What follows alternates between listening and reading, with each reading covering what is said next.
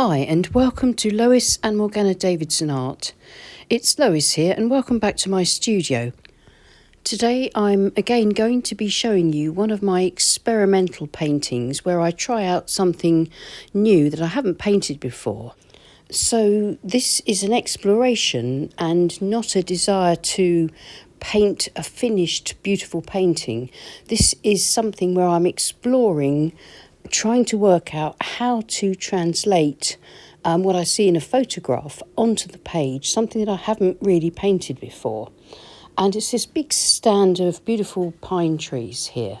And I'm quite pleased with the result, but for me, this is a test piece. It's something where I've sort of gone in fairly heavy-handed and just really kind of pushed ideas to the limit to try and see what will work and what doesn't work, so that I can then move forward with similar compositions in a sort of a way that is a little bit more knowledgeable.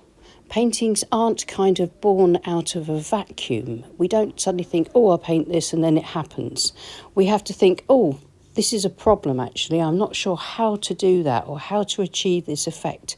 How do I do it? So firstly, there's quite a lot of thinking that goes on and planning. And then secondly, we have to actually commit to a piece of paper and paint and then make those mistakes in order to work through our ideas and find out what will work and what won't. And we can have a lot of fun along the way. This is the photograph that I was inspired by. I shall leave a link to it in the description below.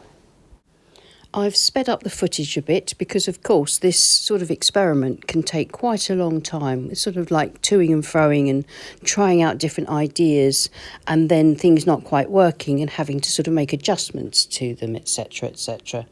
But the first thing is what I always do is first I look at the painting and I really think hard and decide what my approach is going to be. And then once I've decided on a flexible plan, which can be subject to change if things don't work out, then I begin with the wet in wet process over the top of a very simple sketch that just positions the elements that I want on the page, nothing fancy, just so I've got a sort of roadmap to paint over.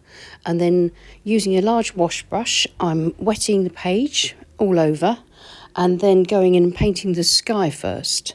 And the sky I'm using ultramarine blue and cerulean blue, and the colours that I'll be using just to play around with and try and build up my scene will be sap green, raw sienna, burnt sienna, sepia, indigo and maybe a bit of Payne's grey.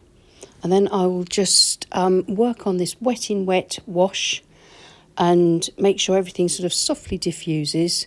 As I work, I'll begin to introduce drier mixtures of paint by dabbing my brush onto a paper towel, and this will remove any excess moisture because, of course, my sky wash is now beginning to dry.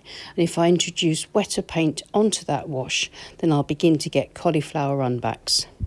So I'll just play some music while I play around with this first layer, and then I'll come back and update you with what I've done.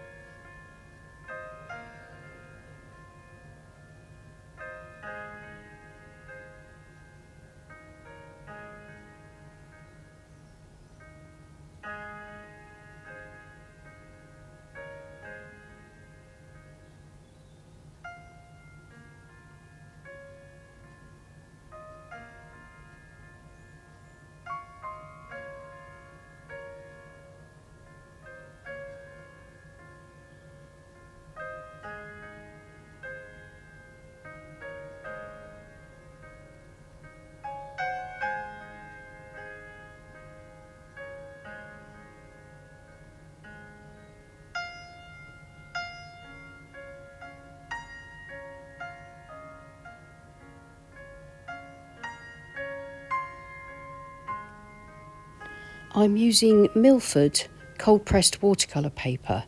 It's taped to my board and my board's at an angle of about 20 degrees, and you saw just now that I was able to use a clean damp flat brush to lift out a nice clean waterline through the water. That's not there in the photograph, but I think that pale horizontal mark through the water will help to give me that effect that I'm wanting, that will suggest water. The pale horizontal marks I lifted out to create a sort of tension against the vertical soft reflections that I've put into the water of the trees. And now this wet in wet first layer is just about finished. A bit of richer paint across the water in the foreground across the base. That's cerulean blue, and then just a little bit of bit more darker bushes underneath those tall pine trees.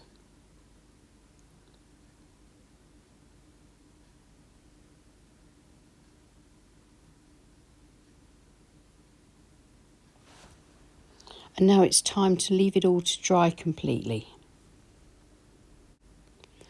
And here's the dried first layer, and it's sort of looking a bit clumsy, a bit clumpy, but that is all sort of softly diffused wet in wet work, and if you squint your eyes at it, it's nearly all mid-value, so I haven't brought any kind of shape or form or dimension to it yet by using my darker tonal values or my crisper detail, and that's what I'll be trying out now, seeing where I need to put the detail, how much I need. I don't mind if I overdo this stage. I can strip this back in my next painting that I do that's similar to this, but for now, because I've not tried a scene like this, I just need to try out quite a few ideas and see what will work. So I'm using a size 2 rigger brush, and I've mixed some perylene green into my sap green along with a bit of burnt sienna and raw sienna, and I've got this sort of darker green that's slightly darker in some parts of my well on my palette and slightly lighter in others, and I'm just going to work around the trunks and the canopies that I've painted in already, leaving some of that showing through, but bringing in this darker, crisper detail. So I'm focusing a little bit more on those distinctive pine tree shapes.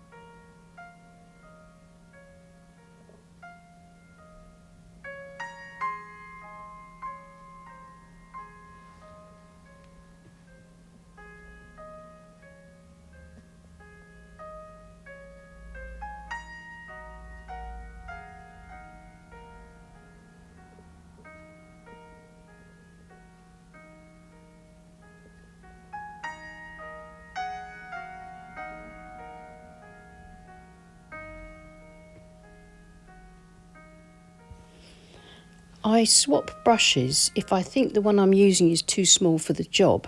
With something I haven't painted before, it's trial and error with brush use as well. I try one out, and if it's not big enough, I'll swap to a larger brush and vice versa. Here I'm using my size 14 round brush to paint in the trees that are in the shadow of the pines in the distance, and then I shall allow the paint to become slightly lighter and brighter towards the left of this stand of trees. Of course, everything will dry back a little bit lighter than this anyway, but making sure I've still got enough mid to dark value in these trees to help to give them shape and form.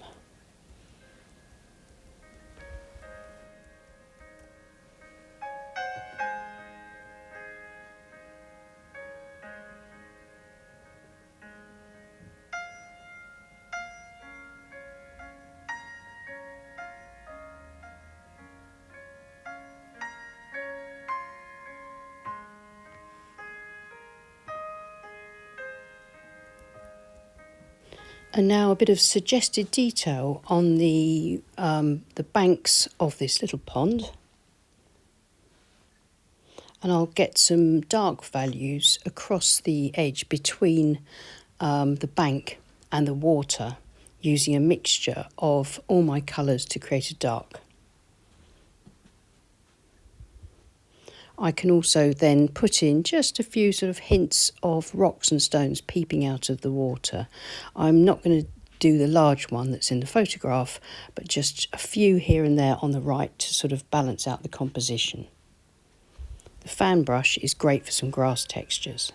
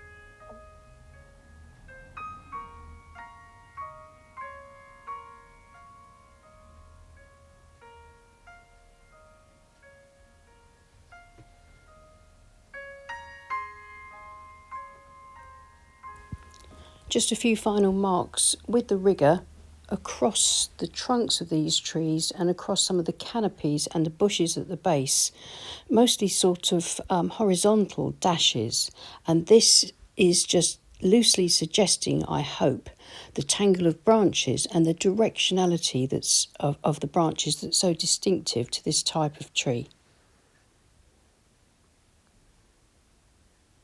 Again, I think this is a little bit heavy-handed, but I'm really pleased with this effect. I think if I can refine this a little bit more, then it will work nicely for future paintings.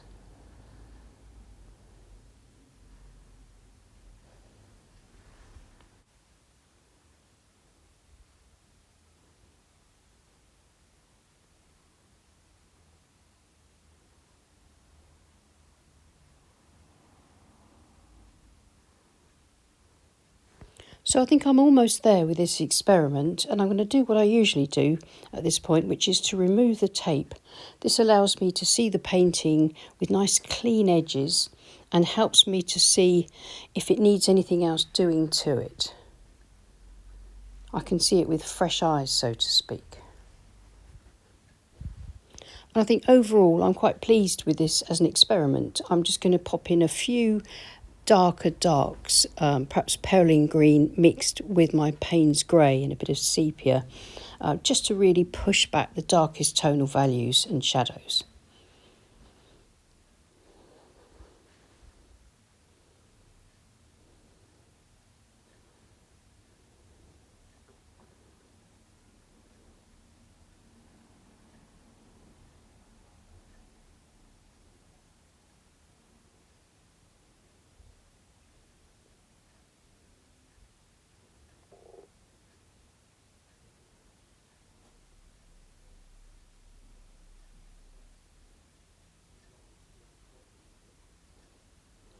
And then just maybe a little bit more dark under the canopies of these trees on the left that are closest to us.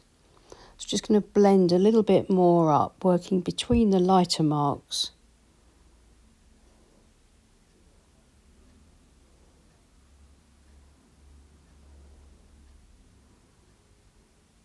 To just give us those sort of deeper shadows under those trees. This is a summer scene, and I think all the foliage is really dense, and so the shadows need to be quite dark too. So here's the finished painting, and I think in general terms it's been a success. What it's done is it's created a sort of roadmap for me to be able to feel confident enough to tackle scenes like this in the future. I can kind of see how things will work, how I can build up the layers, how I can use my brush strokes and brush directionality to suggest different types of trees and things like that, and how I can just suggest the reflections in the water without too much detail. It is a bit heavy-handed, it's a bit overly bright for my personal taste, but I think it was really interesting to paint a full summer scene for a change, and it's taught me a lot about painting these pine trees. Well, if you enjoyed that, please give us a thumbs up and subscribe to our channel if you haven't already. And thank you so much to everyone that supports us on Patreon. We really do appreciate you. And if you'd like to support the channel, then you can either use the Super Chat button or pop over to either of our Patreon pages and support us there. So I'm off now back to the studio to continue with some of my more sort of muted, grungy paintings, to get back into my comfort zone, I think. Many thanks for watching. I'll see you again soon. Take care and happy painting. Bye.